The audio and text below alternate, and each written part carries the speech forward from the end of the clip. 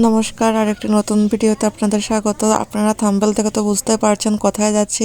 আজ যাচ্ছি ফুলের রাজ্য গদখালিতে। কিন্তু ট্রেন বন্ধ থাকায় আমরা ট্রেনে যাচ্ছি না, যাচ্ছি মোটর সাইকেলে।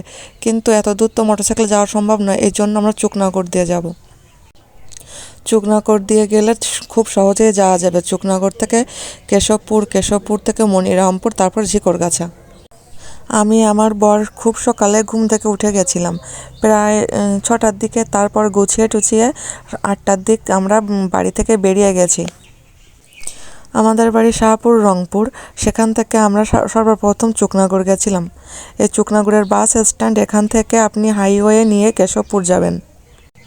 কেশবপুর থেকে মনিরামপুর যাবেন। যেহেতু এটা হাইওয়ে, তো আশেপাশে তাকানোর কোনো দরকার নেই, শুধুই চলবেন।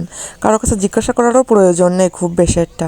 আমরা যেহেতু খুব সকালে বের হয়েছিলাম, এই জন্য প্রচুর পরিমাণে বাতাস ছিল এবং ঠান্ডাও ছিল। সব মুখ চোখ সব ঢেকে তারপরে আমরা এখান থেকে বেরিয়েছি।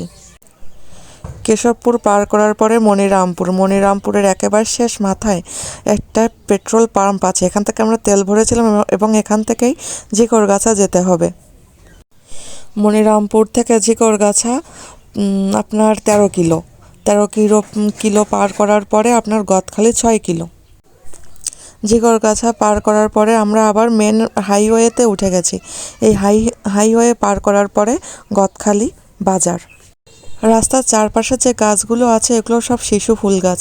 এই গাছগুলো অনেক অনেক চওড়া।